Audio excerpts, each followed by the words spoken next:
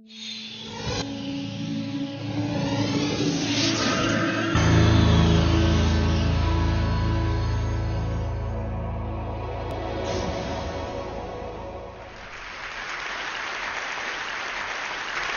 I was 9 years old, I went off to summer camp for the first time, and my mother packed me a suitcase full of books, which to me seemed like a perfectly natural thing to do, because in my family, reading was the primary group activity.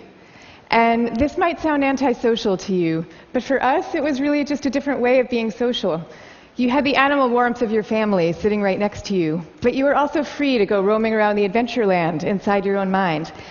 And I had this idea that camp was going to be just like this, but better. I had a vision of 10 girls sitting in a cabin, cozily reading books in their matching nightgowns. Camp was more like a keg party without any alcohol. And on the very first day, our counselor gathered us all together, and she taught us a cheer that she said we would be doing every day for the rest of the summer to instill camp spirit. And it went like this. R-O-W-D-I-E, that's the way we spell rowdy, rowdy, rowdy. Let's get rowdy. Yeah. So I couldn't figure out for the life of me why we were supposed to be so rowdy, or why we had to spell this word incorrectly.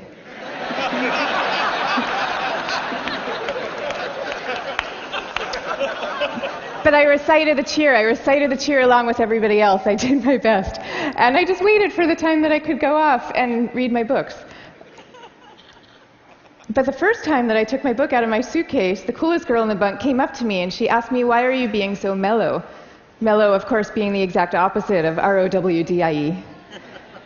And then the second time I tried it, the counselor came up to me with a concerned expression on her face, and she repeated the point about camp spirit and said we should all really work very hard to be outgoing. And so I put my books away, back in their suitcase, and I put them under my bed, and there they stayed for the rest of the summer. And I felt kind of guilty about this. I felt as if the books needed me somehow, and they were calling out to me, and I was forsaking them.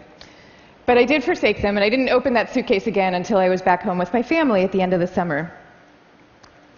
Now, I tell you this story about summer camp. I could have told you 50 others just like it.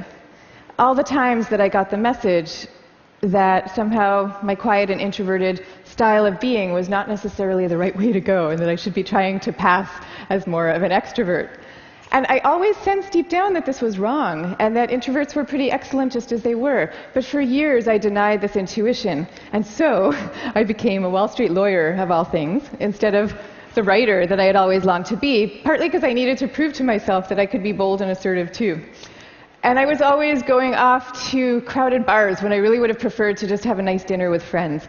And I made these self-negating choices so reflexively that I wasn't even aware that I was making them.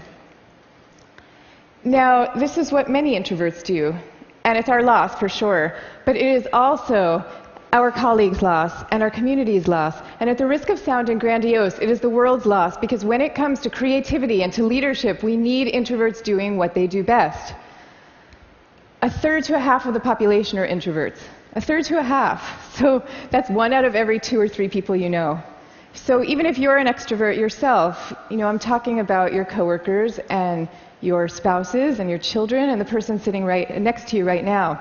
All of them subject to this bias that is pretty deep and real in our society. We all internalize it from a very early age without even having a language for what we're doing. Now, to see the bias clearly, you need to understand what introversion is. And it's different from being shy. Shyness is about fear of social judgment. Introversion is more about how do you respond to stimulation, including social stimulation. So extroverts really crave large amounts of stimulation, whereas introverts feel at their most alive and they're most switched on and they're most capable when they're in quieter, more low-key environments. Not all the time, these things aren't absolute, but a lot of the time. So the key then to maximizing our talents is for us all to put ourselves in the zone of stimulation that is right for us. But now here's where the bias comes in. Our most important institutions, our schools and our workplaces, they are designed mostly for extroverts and for extroverts' need for lots of stimulation. And also, we are living through this belief system. We have a belief system right now that I call the new groupthink, which holds that all creativity and all productivity comes from a very oddly gregarious place.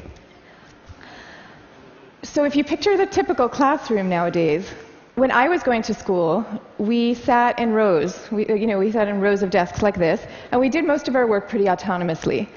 But nowadays, your typical classroom has pods of desks of 4 or 5 or 6 or 7 kids all facing each other. And kids are working in countless group assignments, even in subjects like math and creative writing, which you would think would depend on solo flights of thought. Kids are now expected to act as committee members. And for the kids who prefer to go off by themselves or just to work alone, those kids are seen as outliers often, or worse, as problem cases. And the vast majority of teachers reports believing that the ideal student is an extrovert as opposed to an introvert, even though introverts actually get better grades and are more knowledgeable, according to research. Okay, same thing is true in our workplaces. Most of us work in open plan offices without walls, where we are subject to the constant noise and gaze of our coworkers. And when it comes to leadership, introverts are routinely passed over for leadership positions, even though introverts tend to be very careful, much less likely to take outsized risks, which is something we might all favor nowadays.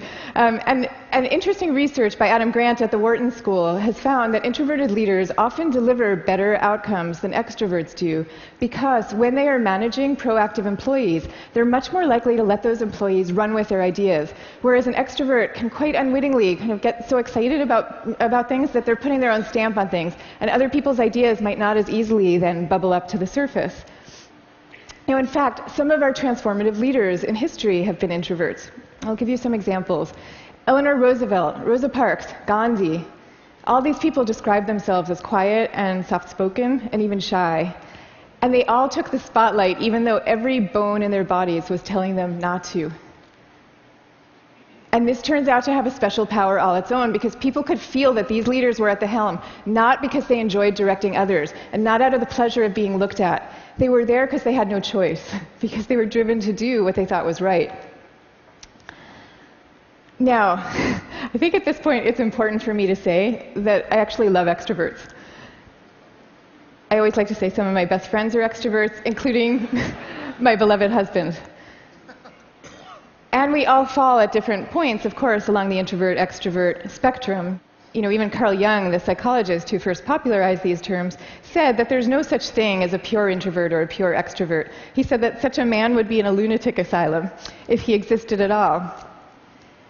And some people fall smack in the middle of the introvert-extrovert spectrum, and we call these people ambiverts. And I often think that they have the best of all worlds. But many of us do recognize ourselves as one type or the other. And what I'm saying is that culturally, we need a much better balance. We need more of a yin and yang between these two types. This is especially important when it comes to creativity and to productivity, because when psychologists look at the lives of the most creative people, what they find are people who are very good at exchanging ideas and advancing ideas, but who also have a serious streak of introversion in them. And this is because solitude is a crucial ingredient often to creativity. So Darwin, he took long walks alone in the woods and emphatically turned down dinner party invitations. Theodore Geisel, better known as Dr. Seuss, he dreamed up many of his amazing creations in a lonely bell tower office that he had in the back of his house in La Jolla, California. And he was actually afraid to meet the young children who read his books for fear that they were expecting him to be this kind of jolly Santa Claus-like figure and would be disappointed with his more reserved persona. Steve Wozniak invented the first Apple computer sitting alone in his cubicle in Hewlett-Packard, where he was working at the time. And he says that he never would have become such an expert in the first place had he not been too introverted to leave the house when he was growing up. Now, of course, this does not mean that we should all stop collaborating. And case in point is Steve Wozniak famously coming together with Steve Jobs to start Apple Computer. But it does mean that solitude matters, and that for some people, it is the air that they breathe. And in fact, we have known for centuries about the transcendent power of solitude. It's only recently that we've strangely begun to forget it. If you look at most of the world's major religions, you will find seekers Moses, Jesus, Buddha, Mohammed, seekers who are going off by themselves, alone, to the wilderness, where they then have profound epiphanies and revelations that they then bring back to the rest of the community. So no wilderness, no revelations. This is no surprise, though, if you look at the insights of contemporary psychology. You know, it turns out that we can't even be in a group of people without instinctively mimicking their opinions, even about seemingly personal and visceral things like who you're attracted to. You will start aping the beliefs of the people around you without even realizing that that's what you're doing. And groups famously follow the opinions of the most dominant or charismatic person in the room, even though there's zero correlation between being the best talker and having the best ideas. I mean, zero. So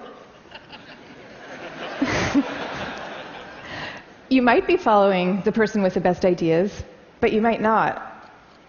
And do you really want to leave it up to chance? Much better for everybody to go off by themselves, generate their own ideas, freed from the distortions of group dynamics, and then come together as a team to talk them through in a well-managed environment and take it from there. Now, if all this is true, then why are we getting it so wrong? Why are we setting up our schools this way and our workplaces? And why are we making introverts feel so guilty about wanting to just go off by themselves some of the time? One answer lies deep in our cultural history. Western societies, and in particular the US, have always favored the man of action over the man of contemplation.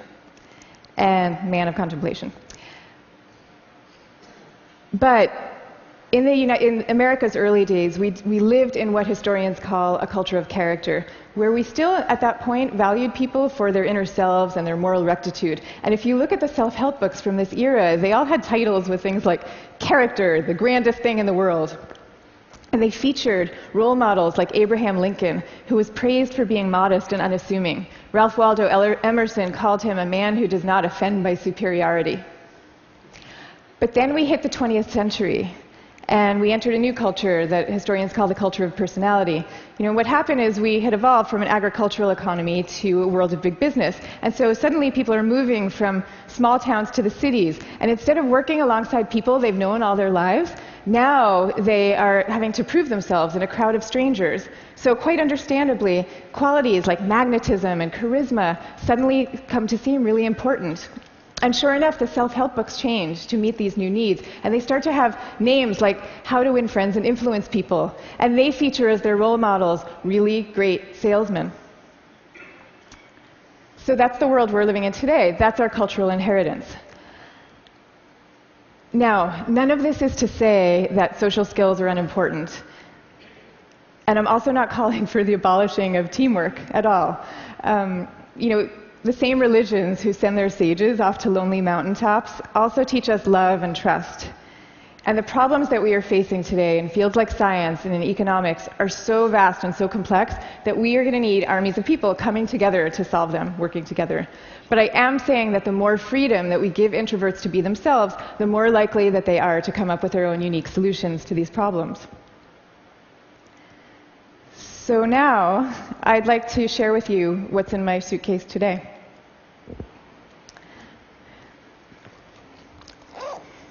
Guess what? Books. I have a suitcase full of books. Here's Margaret Atwood, Cat's Eye. Here's a novel by Milan Kundera. And here's The Guide of the Perplexed by Maimonides. But these are not exactly my books. I brought these books with me because they were written by my grandfather's favorite authors.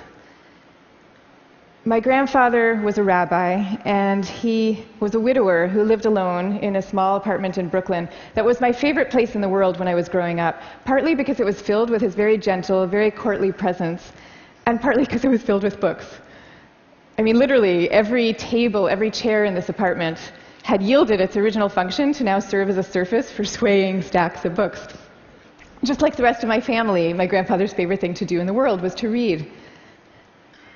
But he also loved his congregation, and you could feel this love in the sermons that he gave every week for the 62 years that he was a rabbi. He would take the fruits of each week's reading, and he would weave these intricate tapestries of ancient and humanist thought, and people would come from all over to hear him speak. But here's the thing about my grandfather. underneath this ceremonial role, he was really modest and really introverted, so much so that when he delivered these sermons, he had trouble making eye contact with the very same congregation that he had been speaking to for 62 years. And even away from the podium, when you called him to say hello, he would often end the conversation prematurely for fear that he was taking up too much of your time. But when he died at the age of 94, the police had to close down the streets of his neighborhood to accommodate the crowd of people who came out to mourn him. And so these days, I try to learn from my grandfather's example in my own way. So I just published a book about introversion, and it took me about 7 years to write.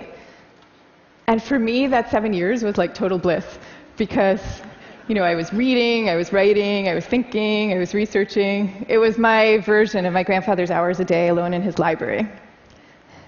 But now, all of a sudden, my job is very different. And my job is to be out here talking about it, talking about introversion.